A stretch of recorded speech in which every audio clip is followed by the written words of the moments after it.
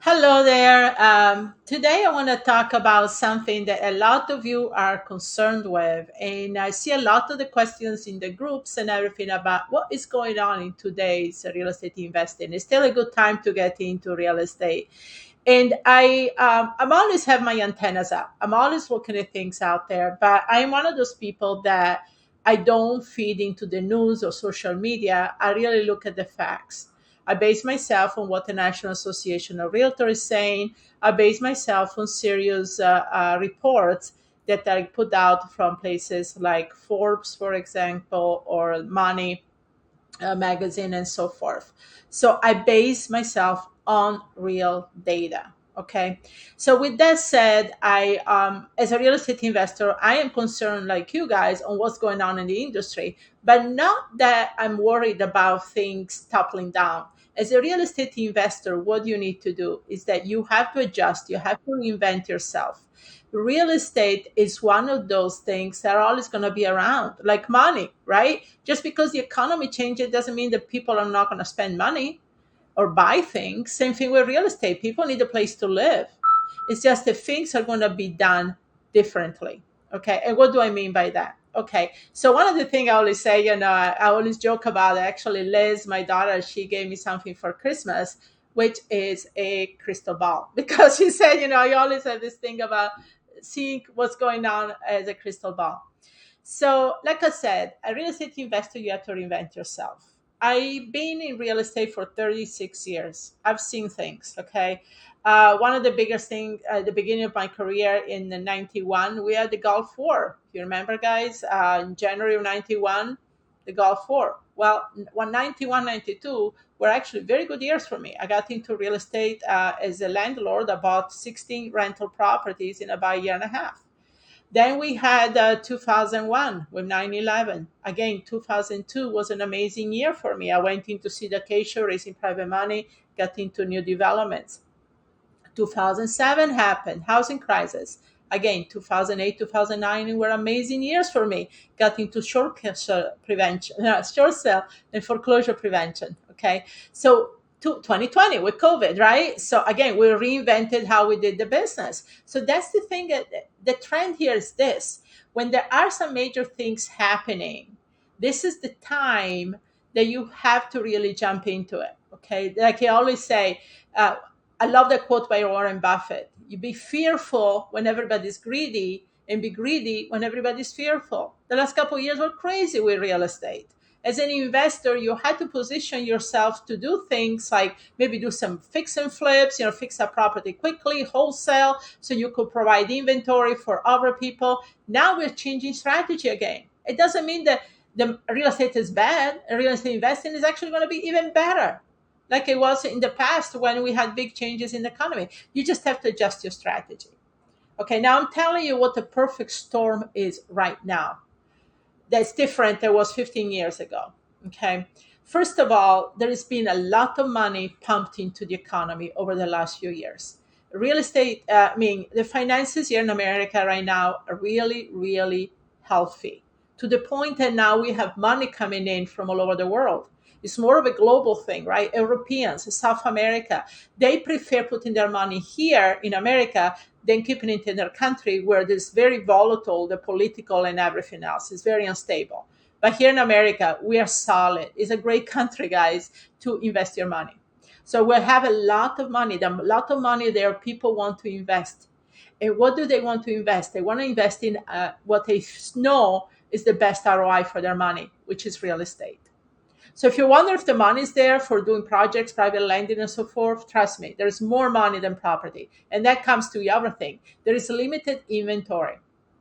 Okay, there's so much limited inventory now. What happened after 2007, we had a surge over the last few years of millennials and new people coming into it. And now Generation X is going to start buying properties, getting into rentals. And there's not enough inventory that's what is actually keeping from properties coming down, okay, prices. What happened in 2007, and we had a surge of foreclosures and dropping prices of 20-30%. It's not going to happen right now because of how the financial infrastructure is actually helping fund the economy. And we have a lot of money coming from all over the world into America. We are now seeing 20 to 30% drops in prices because of the lack of inventory. So even with the interest rates going up, we're still steady. I mean, we'll have a little adjustments in the market. Even the experts, so called, in the real estate industry, they say we're going to have adjustments in the market because we had such a high jump up over the last couple of years, but we're not going to see the bottom drop out like in 2007 because we don't have the perfect storm of foreclosures, financial crisis, and so forth. Yeah, we had a bank, in Silicon Valley doing it, but it's not an indication that all the economy is going to go bad because we have such a good foundation financially. So yeah, prices are going to adjust, but some parts of the country, like here where I am in South Florida, we're still going up because there is no inventory and people are moving here like crazy, right? So it's like people stop moving to South Florida. Our real estate taxes are going through the roof. But the thing is, that's what is happening. So, okay, great. What does it mean to me as a real estate investor? A real estate investor, you need to reinvent yourself. Okay. So, with this said, limited inventory, people still looking to buy homes to live in, people are still looking to rent because now people also, there is this virtual, remote working, social distancing. People tend to work from home. People want to do these vacation slash work. Okay, there is actually reinventing a lot of the space, like office space, into work, living uh, activities. Well, I was actually doing a podcast with two bright ladies the other day from New York and Miami, and they were saying that they're actually developing tools for AI, artificial intelligence for real estate, which is the other big thing that's coming up. Technology over the last 2, 3 years has done leaps and bounds in real estate to reinvent itself with COVID, right? But what they're seeing is a trend in New York and Miami of work offices spaces being reinvented as space where people can work and live. So these lofts with built-in offices and so forth. So the industry is changing. It's not like the bottom is falling out. So with that said, what do you position yourself as a real estate investor? You're there to look at what is changing in the market. You're there to take advantage of these possibilities. You're there to provide inventory for what is available today. So let's think for a second here. Okay, so you're a rehabber. You like to buy houses, fix them up. There's limited inventory, right? So great.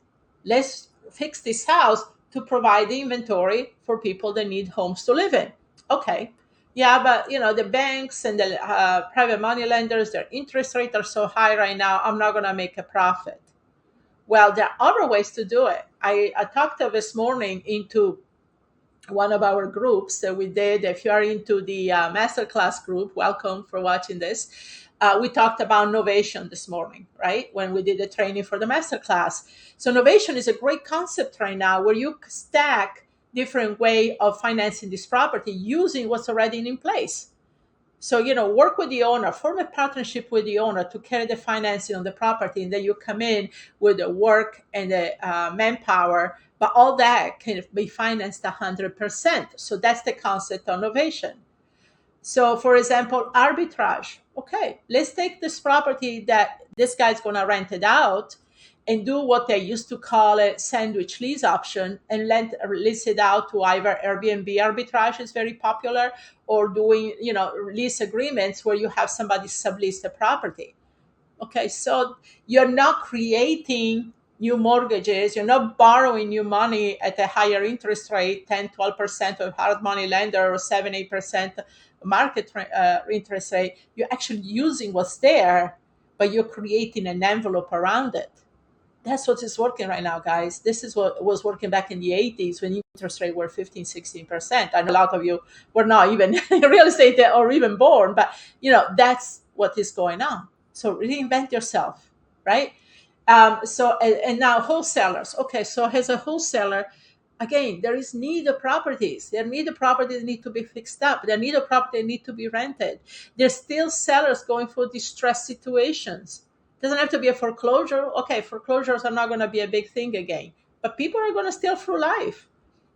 Death, divorces, relocation, whatever happens in somebody's life, right? There are a thousand things that can happen. People are still wanting to get out of their property. People still wanted to do something with their property, but maybe they don't have the money to fix it up. Well, innovation comes into place. Maybe they don't want to deal with managing the property. Where does arbitrage come in?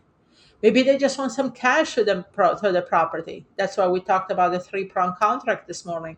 So you as an investor have to be a solution maker. Okay, you're pros with these different scenario. Okay, I'm gonna come up with the solution for that, and that's why I love real estate.